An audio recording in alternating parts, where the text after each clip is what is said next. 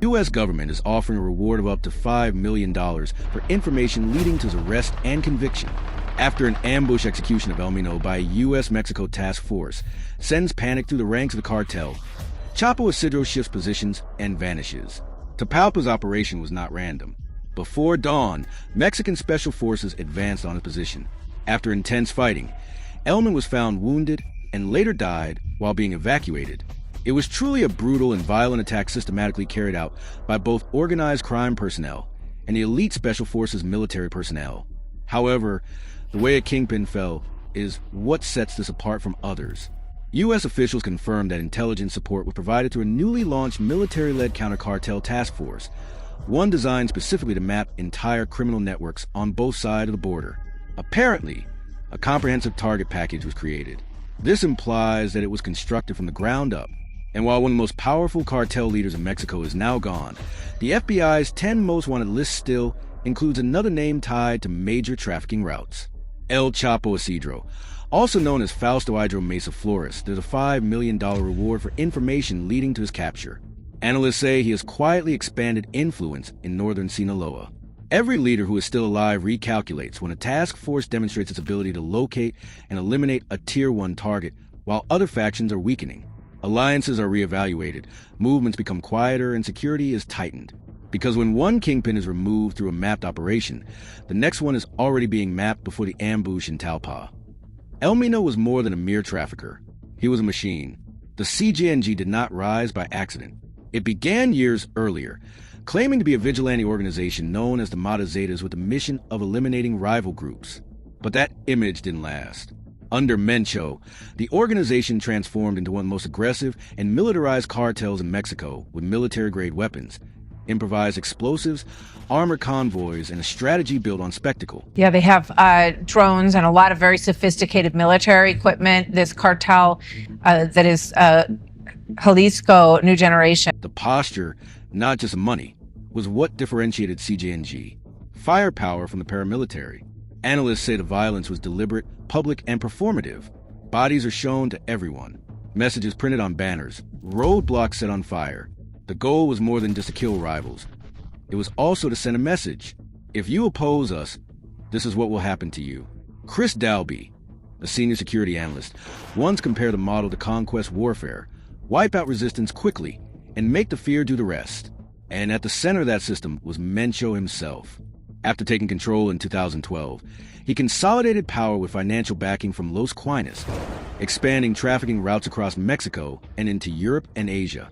When the Sinaloa cartel fractured after El Chapo's extradition, CJNG moved fast, filling gaps, forming tactical alliances, and expanding into more than 20 states. But the real weapon of control was intimidation campaigns, and open defiance of the state. He was known to personally pressure officials.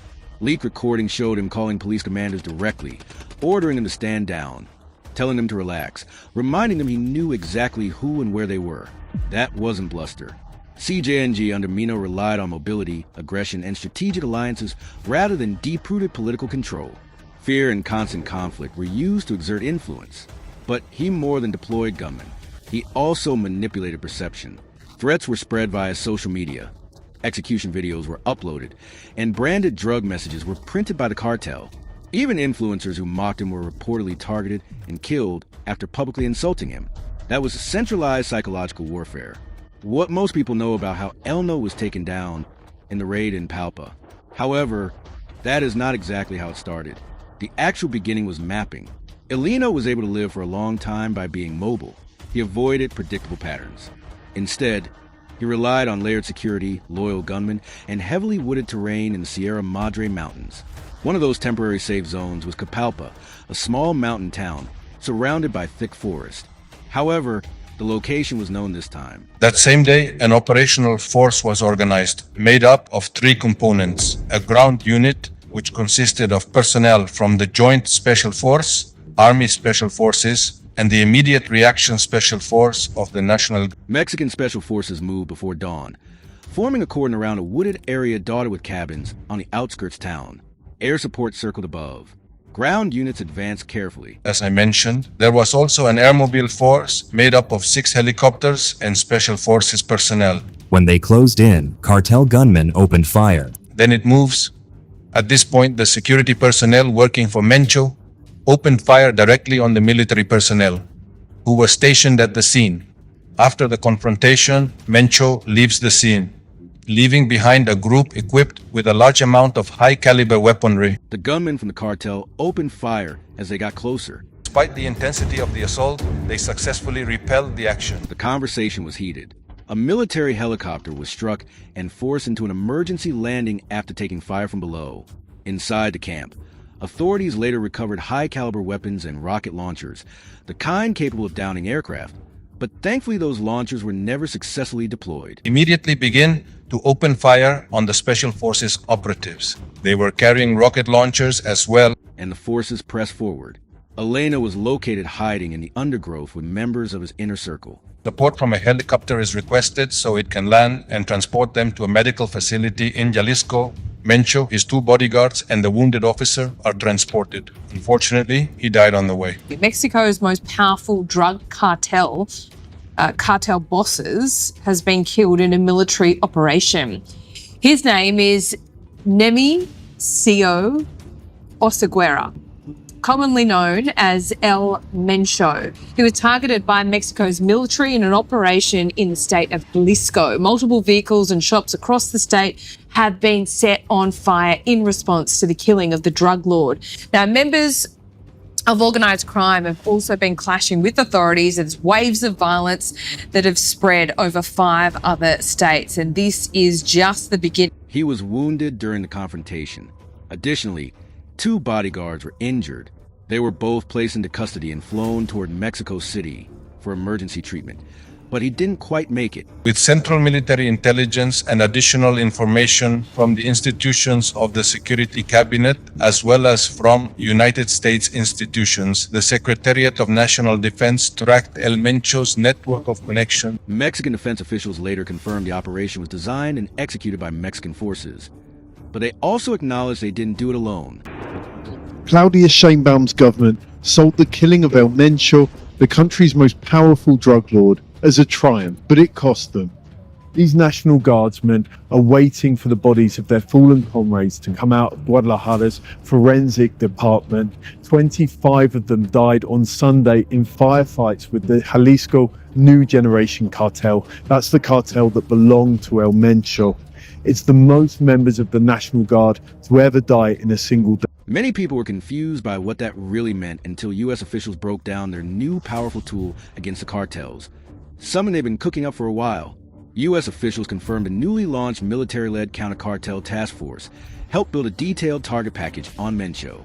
That package reportedly combined intelligence from U.S. law enforcement, surveillance assets, and interagency analysis, patterns, movements, network mapping, inner circle connections. So the raid was not a lucky break. It happened because it was built piece by piece. And once the target package was complete, Mexican forces acted, the shield that protected them for years. Against mapped intelligence, mobility, terrain, and intimidation were unsuccessful. That's what changes the equation, because for the first time in 6 decades of war on drugs, the U.S. finally has the upper hand, and it looks like they already have another target lined up. The task force that took down Mencho might be new, but it's already proven itself effective.